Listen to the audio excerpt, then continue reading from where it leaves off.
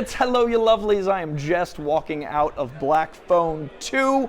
The first film is one of the horror films that actually showed me I enjoy horror more than I thought I did. I am happy to report this phone is the exact same. I think I am getting into horror. I think I am enjoying when horror is such an experience that is so emotionally attached to the characters that I genuinely care. And when they're written so intelligently, I'm not worried about them running up the stairs metaphorically or literally. This Black Phone sequel is as gripping, as relentless, as brutal as the first, but it ups a lot of the stakes as a good sequel should, and it opens up the world in a fascinating way that recontextualizes the first one, but also gives you setting as characters and gives you so much lore and myth. Going to be diving into this as a spoiler-free review, but there will be a few moments about halfway into the video where I'm going to shift into light spoilers from just the context of the trailers. So the first couple minutes, zero spoilers whatsoever, and then there'll be a moment, I'll warn you, where I give a contextual spoiler, but they've already shown it in the trailer. I actually didn't watch any of the trailers, and I read about what the more final trailer was, and I'm like, man, I'm so glad I didn't see that before the movie. So I'm going to give you that warning. If you're new to this page, please hit that subscription bell. I cover movies, I cover TV, I cover comics. Also leave a like in this video, and most of all, I want to have a conversation in the comments below about Black Phone 1 and 2, so let's have a conversation. All right, the movie itself is such a beautiful example of how to do escalation. The movie itself is such a great way to remind you there is a decent amount of supernatural, of incredible 70s, 80s Stephen King in tone, in this case his son Joe Hill, but that tone of, it is a very grounded feel to a movie. It is so grounded, in fact, there are elements of this that actually feel nostalgic to camp. I've never been to camp, but there's so many movies, there's so much in that era that makes you feel like you live those experiences. Now, the first film puts you in the 70s, and it feels like you're in a very tangible, real world that could happen, and that's why the supernatural elements in that film, the dream stuff, all of the things that are literally otherworldly and occult are plausible because you feel that connection. Here, let's say that's a 60-40 split. Here, the 60% being grounded, 40% being supernatural. Here, they inverse that. So this one is much more supernatural. It is much more otherworldly and terrifying, but it feels like a natural escalation and natural evolution. It also opens up things to have more characters, feel like you can kind of build out an ensemble. It is very smart to bring back Jeremy Davies, but I want to talk to the leads first. Mason Thames is so exceptional in everything he's in. He is especially great in Black Phone because he is this very young, fresh-faced, very innocent, but strong and capable and intelligent lead. Like, you really identify with this kid. What I love about this movie is, what would that kid be after the events of Black Phone? What would that particular kid be with the father he had, with his upbringing, but having killed someone, having been so protective of his sister? How would that kid be years later? This is such a different Mason Thames. I'm not going to give away how, but I will say the opening scene through the end is such a different arc, such a different performance, such a different take from this already incredible actor. The kid is so good. He is especially good here because it shows the range of things from like Finn to Hiccup to his Monster Summer movie to where he is here. Such a different take and so logical for that character. Madeleine MCGraw is in many ways the lead of this film. The first film was very much her brother. This one is very much her, but again, it's like a 60-40 split and kind of the switcheroo again. Here, Madeleine MCGraw is able to show insane depth, insane gravitas, insane ability to lead a film, and I cannot wait to see what she does next because she's able to make very otherworldly events like she did in the first film feel plausible. She's able to make her dreams and those elements feel real, and Scott Derrickson, directing her, is able to use film techniques, so you're so invested in the world she sees, and it uses film and digital in really creative ways. It uses color palettes in creative ways. It uses actual framing in creative ways, and it reminds me actually of the opening credits in the first film, so I love to see that grown out into this, and Madeleine MCGraw is able to break and cry in a moment, and it just shifts and you believe it. She's able to make you care so much about every little moment she has,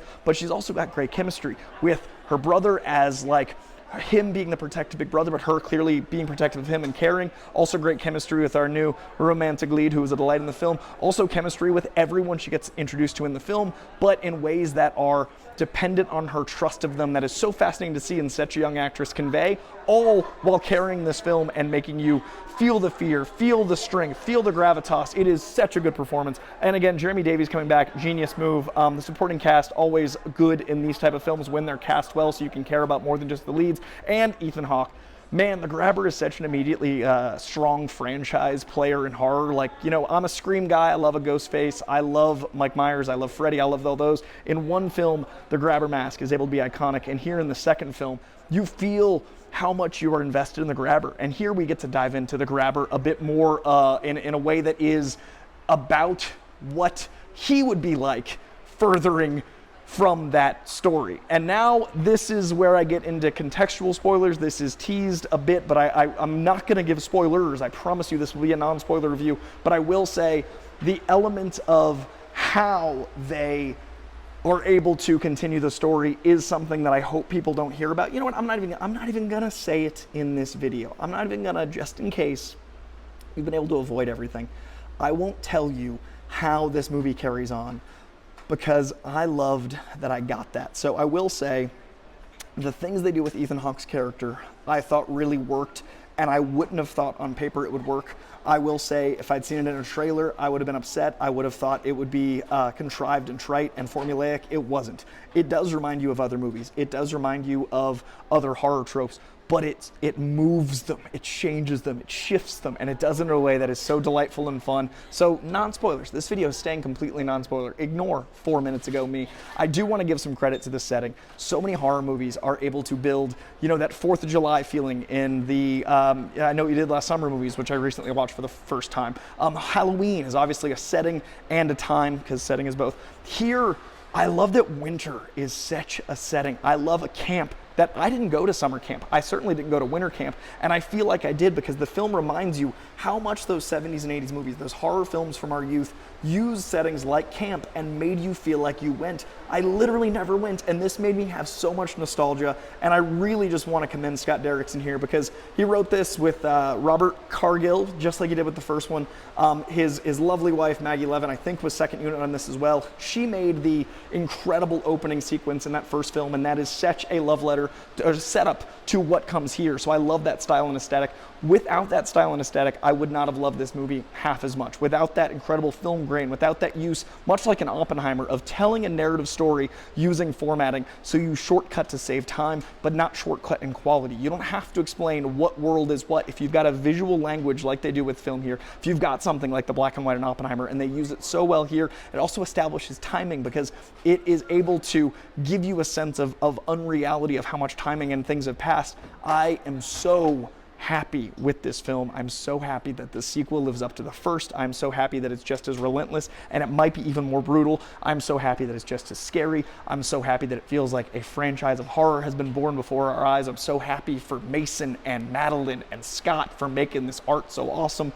I'm very happy to be enjoying horror this much. So if you have not seen Black Phone, go watch that. And why are you watching 8 minutes of a Black Phone 2 review? I didn't spoil a thing, so now go watch Black Phone 2. I'm gonna post this earlier than I was gonna, and if this video does well, I'm gonna make a spoiler-filled review because there's a lot I wanted to talk about that I just avoided altogether. So there's 0 spoilers in this video. If this video does well, I'll do a spoiler. All right, that is gonna do it. Leave a comment below. Let's talk about Black Phone. Congratulations to all involved. Congrats to Blumhouse for another win. Congrats to Universal for crushing horror. Congrats to us for getting this art. I want to read those comments. I will talk to you soon. Press like, press subscribe. You stayed with me for 8 minutes. Press buttons. All right, fuck yeah, Black Phone. Fuck yeah. Oh, it's so good.